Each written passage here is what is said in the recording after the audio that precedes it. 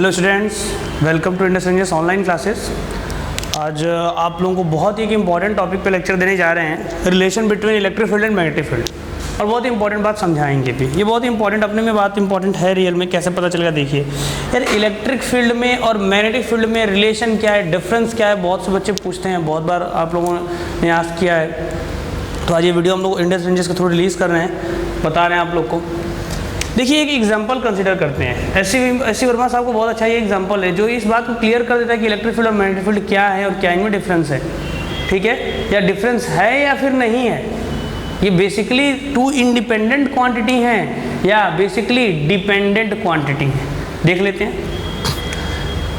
एक एग्जांपल लेते हैं जिसमें कि एक वायर है जिसमें करंट जा रहा है, ठीक है, और यहाँ पे ये आपका एक लिफ्ट है। इस लिफ्ट में एक मैन है, एक मैन आपका नीचे खड़ा है।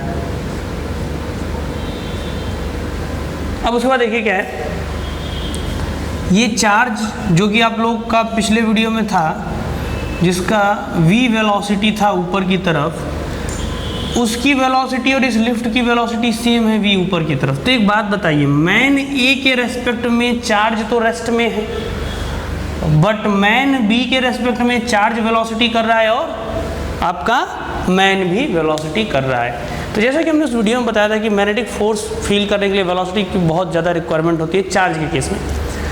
तो चार्ज वेलोसिटी कर रहा है तो जाहिर सी बात है उसको कौन सा फोर्स फील होगा, magnetic force, current carrying wire के बगल में। तो इस वाले के हिसाब से तो बोलेगा कि यार ये मैग्नेटिक फील्ड है जो इस चार्ज को इधर तरफ डिफ्लेक्ट कर रहा है। लेकिन ए बोलेगा कि मेरे रेस्पेक्ट में तो रेस्ट में है, चार्ज मेरे रेस्पेक्ट में रेस्ट में है और उसके बाद भी इधर की तरफ जा रहा है। तो ए को क्या लगेगा, ए को ये लगेगा कि ये जो चार्ज क्यू है इलेक्ट्रिक फील्ड के वजह से, यहाँ पे कोई इलेक्ट्रिक फील्ड है इस वायर पे जो इस चार्ज को अपनी तरफ खींच रहा है। तो इस बात को ध्यान दीजिएगा, फ्रेम ऑफ रेफरेंस बी और फ्रेम ऑफ रेफरेंस ए दोनों का अलग अलग है। ठीक है, ए के फ्रेम ऑफ रेफरेंस से आप देखते हो तो आपको क्या दिखाई देता है, इलेक्ट्रिक फील्ड। बी के फ्रेम ऑफ रेफरेंस से देखते हो तो आपको क्या दिखाई देता है, मैग्नेटिक फील्ड। जो मैग्नेटिक फील्ड बी के फ्रेम ऑफ रेफरेंस में है वही मैग्नेटिक फील्ड ए के फ्रेम ऑफ रेफरेंस में क्या बन जाता है, इलेक्ट्रिक फील्ड बन जाता है। तो सीधी सी बात, हम लोग एक लाइन इसमें नोट करेंगे बच्चों, और वो लाइन इंपॉर्टेंट ये है कि electric field and magnetic field are, electric field and magnetic field are not basically independent, not basically independent. ये दोनों इंडिपेंडेंट नहीं है। ऐसा नहीं कि मैग्नेटिक फील्ड इंडिपेंडेंट है, आप इस फ्रेम से देखेंगे तो भी मैग्नेटिक फील्ड दिखे, इस फ्रेम से देखेंगे तो भी मैग्नेटिक फील्ड दिखे। इसके पहले आपने जो भी लेसन पढ़ा इलेक्ट्रोस्टैटिक में, वहाँ पे आप उस फ्रेम में हैं जिस फ्रेम में चार्ज है, जिस फ्रेम के हिसाब से चार्ज रेस्ट में है। अगर आप किसी ऐसे फ्रेम में चले जाएं जिस फ्रेम के हिसाब से चार्ज मोशन में रहे तो वही इलेक्ट्रिक फील्ड आपको मैग्नेटिक फील्ड फील होगा। मेरे कहने का मतलब ये है। तो आपको ये बात लिखना है, are not basically independent, they are two aspects of the same initiality which we called electromagnetic field। आप ऐसे देख सकते हो, जैसे एक ह्यूमन है, इस सेंटेंस का मतलब बता रहे हैं, इस ह्यूमन का इलेक्ट्रिक फील्ड और ये रहा मैग्नेटिक फील्ड। जाहिर सी बात है, अगर आप मेरे इस साइड को देखते हो तो यहाँ पे आपको मैग्नेटिक फील्ड दिखाई देता है, पर क्या इसका मतलब कि यहाँ पे इलेक्ट्रिक फील्ड नहीं है? बिल्कुल है। वो डिपेंड करता है कि आप किस तरफ से देख रहे हो, फ्रेम ऑफ रेफरेंस। इधर से देखोगे तो इलेक्ट्रिक फील्ड, इधर से देखोगे तो मैग्नेटिक फील्ड। क्या ये दोनों इंडिपेंडेंट हैं? बिल्कुल इंडिपेंडेंट नहीं हैं। तो यही बात हमने बताया यहाँ पे, इस वीडियो में हमने ये प्रूफ किया, आपको समझाया किस तरीके से मैग्नेटिक फील्ड और इलेक्ट्रिक फील्ड दोनों ही एक ही इनिशिटी के दो अलग अलग एस्पेक्ट्स हैं, लेकिन ये दोनों इंडिपेंडेंट नहीं है। इस बात को हमेशा ध्यान दीजिएगा। ठीक है, अब आगे चलते हैं। आगे का जो हमारा टॉपिक है वो है motion of a charge particle, motion of a charge particle in uniform magnetic field, motion of a charge particle in uniform magnetic field.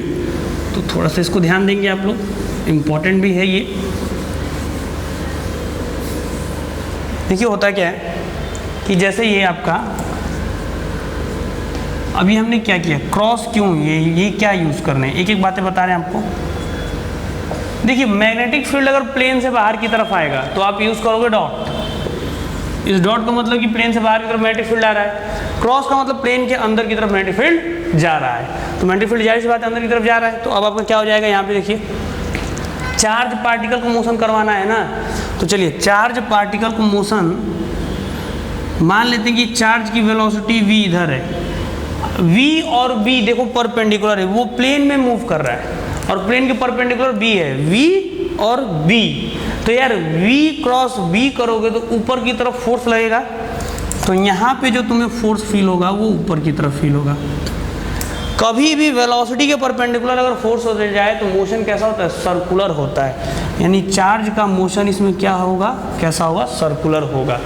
तो एक बात याद रखिएगा, कभी भी वेलोसिटी अगर मैग्नेटिक फील्ड के बी के परपेंडिकुलर हो गई तो motion of a charge particle in that uniform magnetic field will be circular motion, force उसके वेलोसिटी के परपेंडिकुलर लगेगा, और हम लोग जानते हैं फोर्स अगर परपेंडिकुलर लगे तो मोशन हमेशा सर्कुलर होता है। तो कुछ चीज़ें जान लेते हैं, जब सर्कुलर मोशन करेगा तो बाहर की तरफ क्या लगेगा, centrifugal force Q, centrifugal force क्या होता है बच्चों, mv²/r, अंदर की तरफ क्या लग रहा है, मैग्नेटिक फोर्स, तो मैग्नेटिक फोर्स क्या हो जाएगा, QVB हो जाएगा, क्यों QVB साइन थीटा, तो यार B और V के बीच V 90 डिग्री बन रहा है, परपेंडिकुलर है तो साइन 91, और यहाँ पे आपका क्या हो जाएगा mv²/r।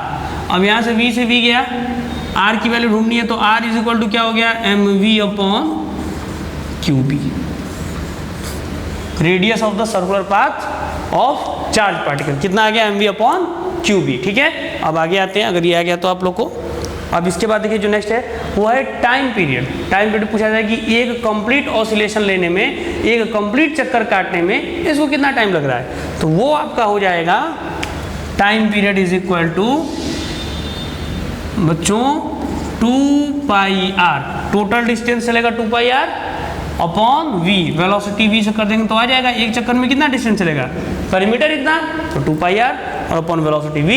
अब यहाँ पे r की जगह पे क्या हो जाएगा, 2πmv/qb और डिवाइडेड बाई यहाँ पे क्या हो जाएगा v।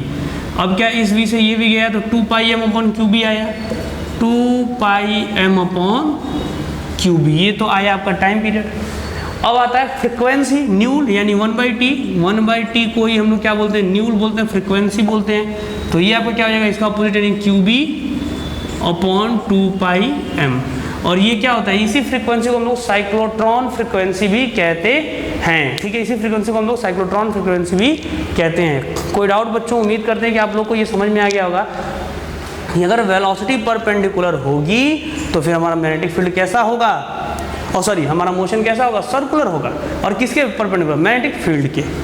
अब सेकेंड बात ये आती है माइंड में कि अगर वेलोसिटी परपेंडिकुलर ना हो तो मान लेते हैं मैग्नेटिक फील्ड से थीटा डिग्री बना रहा है, तो चलो मैग्नेटिक फील्ड से वेलोसिटी अगर थीटा डिग्री बना रहा है तो यहाँ पे आ जाओ,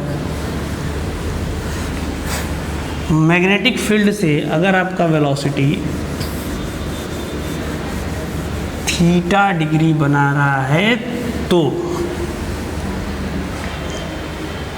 तो यहाँ पे आपका मैग्नेटिक फील्ड भी, और वेलोसिटी अगर थीटा डिग्री बना रहा है तो ये मान लेते हैं v है जो कि थीटा बना रहा है, तो ये दो पार्ट में ब्रेक हो जाएगा, एक तो आपका रहेगा v पैरेलल और एक आपका रहेगा v परपेंडिकुलर। ध्यान से आप समझिए,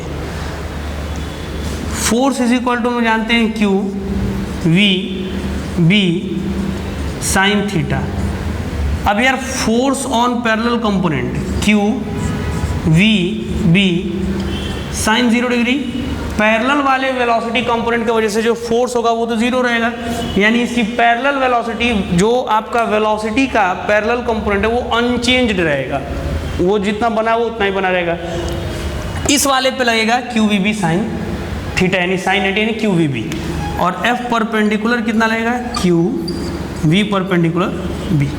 ठीक है, इस वाले परपेंडिकुलर वेलोसिटी की वजह से अभी आप लोगों ने देखा कि जो चार्ज है वो चार्ज जो मोशन करेगा वो तो सर्कुलर करेगा ही, और इस वाले पैरेलल वेलोसिटी की वजह से चार्ज आगे की तरफ भी मोशन करेगा, तो सर्कुलर और आगे की तरफ मोशन अगर एक साथ करेगा तो आप देख सकते हैं ये हेलिक्स का निर्माण करता है, हेलिक्स का फॉर्मेशन करता है, हेलिकल पाथ कवर करता है।